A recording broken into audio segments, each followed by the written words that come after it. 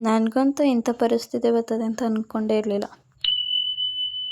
Hi hello insta ಫ್ಯಾಮಿಲಿಗೆ good morning and welcome back to my mini vlog. ಬೆಳಗ್ಗೆನೇ ಎದ್ದು fresh up ಆಗಿ ಎಲ್ಲರಿಗೂ ಹಾಲೆಲ್ಲ ಕಾಯಿಸ್ಕೊಟ್ಬಿಟ್ಟು ನಾನು ಟೀ ಮಾಡ್ಕೊಂಡು ಕುಡಿದೆ. ಯಾಕಪ್ಪ ಅಂದರೆ ಬೆಳಗ್ಗೆಯಿಂದನೂ ಸಿಕ್ಕಾಪಟ್ಟೆ ತಲೆನೋವು ಬಂದುಬಿಟ್ಟಿದ್ದರಿಂದ ಬೆಳಗ್ಗೆಯಿಂದನೂ ಯಾವ ಕೆಲಸನೂ ಮಾಡೋಕ್ಕೂ ಮನಸ್ಸೇ ಇರಲಿಲ್ಲ. ಹಂಗಾಗಿ ಪಟ ಎಲ್ಲ ಕೆಲಸ ಮುಗಿಸ್ಕೊಂಡು ಆಸ್ಪತ್ರೆಗೆ ಹೋಗೋದಾ ಅಂದ್ಬಿಟ್ಟು ಮನೆಯೆಲ್ಲ ಒರೆಸ್ಬಿಟ್ಟು ನಾನು ತಿಂಡಿ ಎಲ್ಲ ಮಾಡಿಬಿಟ್ಟು ಇವತ್ತು ತಿಂಡಿಗೆ ಪುರಿ ಉಸ್ಲಿ ಮಾಡ್ಕೊಳ್ಳೋದ ಅಂತ ಮಾಡ್ತಿದ್ದೆ.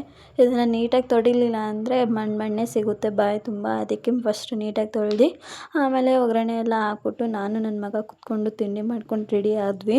ನನ್ನ ಮಗ ಒಂದೊಂದೇ ಕಾಳನ್ನ ಹಾಯ್ಕೊಂಡು ತಿಂತಿದ್ದ. ನೀಟಾಗಿ ತಿನ್ನೋಕೆ ಬರಲ್ಲ ಈಗಲೂ, ಹಂಗಾಗಿ ಸ್ವಲ್ಪ ಈಗ ಕಲಿತಾ ಇದ್ದಾನೆ. ಸೊ ಹಂಗಾಗಿ ಆಮೇಲೆ ತಿಂದಿದ್ದ ತಟ್ಟೆ ಎಲ್ಲ ಬಳ್ಬಿಟ್ಟು ತೊಳೆದ್ಬಿಟ್ಟು ಫಸ್ಟ್ ಹೋಗಿದ್ದೆ ಆಸ್ಪತ್ರೆಗೆ. ಇಲ್ಲಿ ನಮ್ಮೂರ ಹತ್ರ ದರ್ಗಾ ಅಲ್ಲೇ ಆಸ್ಪತ್ರೆ ಇರೋದ್ರಿಂದ ಗೌರ್ಮೆಂಟ್ ಆಸ್ಪತ್ರೆ, ಫಸ್ಟ್ ಅಲ್ಲೇ ಹೋಗಿ ಎಲ್ಲ ಮಾತ್ರೆ ಎಲ್ಲ ಕೊಟ್ಟರು. ಅದನ್ನೆಲ್ಲ ತಗೊಂಡು ಬಂದ್ವಿ. BP ಲೋ ಆಗ್ಬಿಟ್ಟಿತ್ತು. ಸೊ ಹಂಗಾಗಿ ತಲೆ ಸುತ್ತು ಮತ್ತು ತಲೆನೋವು ಬಂದ್ಬಿಟ್ಟಿತ್ತು. ಹಾಗಾಗಿ ಮನೆಗೆ ಬಂದಿದ್ದೆ. ಫಸ್ಟ್ ರೆಸ್ಟ್ ಮಾಡಿಕೊಂಡು ಆಮೇಲೆ ಮಧ್ಯಾಹ್ನ ಸ್ನಾನ ಮಾಡಿಕೊಂಡು ನಾವು ಹೋಗಿದ್ವಿ ದೇವಸ್ಥಾನಕ್ಕೆ.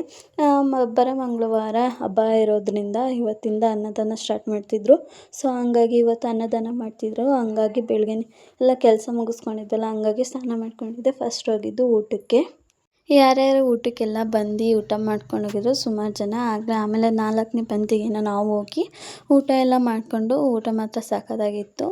ಒಂಥರ ಗೊಜ್ಜು ಮತ್ತು ಬಾತು, ಅನ್ನ ಸಾಂಬಾರು, ಮಜ್ಜಿಗೆ ಎಲ್ಲ ಇತ್ತು. ಪ್ಲೀಸ್ ಎಲ್ಲರೂ ಸಪೋರ್ಟ್ ಮಾಡಿ, ಪ್ಲೀಸ್ ಎಲ್ಲರೂ ಫಾಲೋ ಮಾಡ್ಕೊಳ್ಳಿ.